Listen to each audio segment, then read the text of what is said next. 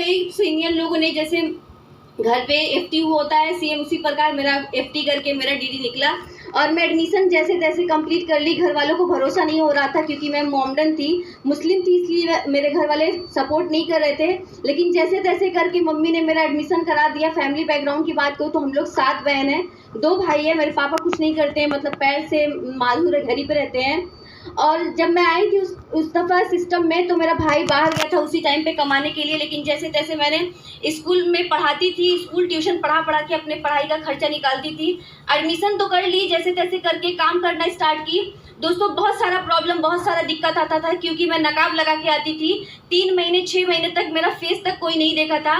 मैं चाहती हूँ मुझे जो पल पल गाइड सपोर्ट किए, मुझे जैसे बच्चों की तरह पाला जाता है। एक छोटा बच्चा जब जन्म लेता है तो उसकी परवरिश जैसे किया जाता है, कैसे बोलना है, कैसे चलना है। मैं चाहती हूँ मेरे सीनियर के लिए जो मुझे पल पल गाइड सपोर्ट किए, सुनील भैया के लिए एक बार जोरदार ताली होना चाहिए।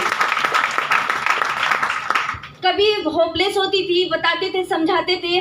मैं अगर सिस्टम पे भरोसा की तो मेरे गांव के जस्ट बगल की, जिसको बोलती हूँ दीदी, मैं रंजना दीदी के लिए गांव के जस्ट बगल की हैं। आज वो भी स्कूटी अचीवर, मैं भी स्कूटी अचीवर। मैं चाहती हूँ रंजना दीदी के लिए एक बार जोरदार ताली होना चाहिए। आज कहा जाता है ना, कभी कभी इंसान किसी को देख के आइकॉनिक मानता है। आज मुझे अपनी बहन की तरह, दोस्त की तरह, आज एक गुरु की तरह मुझे पल पल गाइड सपोर्ट की। तो मैं चाहती हूँ प्रतिभा दीदी के लिए एक बार जोरदार ताली होना चाहिए। आज इसी सिस्टम में जैसे मैं सीनियर लोगों को देख के मुझे विश्वास होता था, मुझे विश्वास नहीं था सिस्टम पे क्योंकि मैं आती थी जाती थी नकाब लगा के। मुझे अगर विश्वास हुआ तो हम लोगों का ट्रेनिंग था। एडमिशन करने के बाद मैं 6 महीने तक घर पे बैठ गई थी। लेकिन जब ग्रैंड एसआर होटल में मैं देखी रामजीत भैया को, अमित भैया को और उनको अजलेश सर को, विपिन सर को, तब मुझे सिस्टम पे भरोसा हुआ। और भरोसा करके मैंने सिस्टम पे विश्वास करके तभी से मैंने काम करना स्टार्ट किया।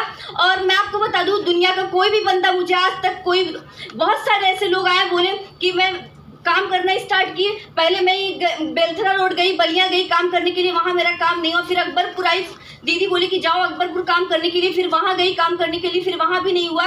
फिर वहाँ से मेरा अकबरपुर से मेरा स्कूटी अचीवमेंट हुआ। उसके बाद दीदी बोली अब एक काम करो, तुम दूसरे एरिया में जाओ।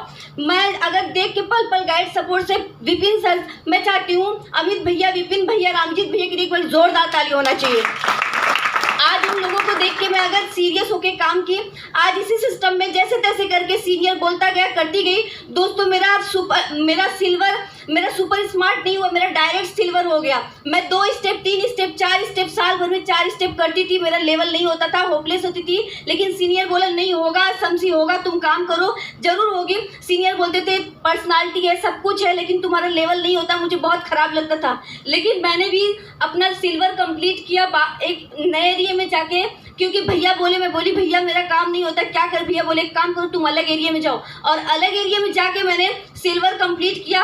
और कुछ ही कारण की वजह से मेरा बोनस जो है गोल्ड कंप्लीट होने के 14 डीडी की वजह से मेरा गोल्ड नहीं हो पाया, क्योंकि बहुत सारा मैटर हो गया था, इसलिए मेरा गोल्ड नहीं कंप्लीट हो पाया।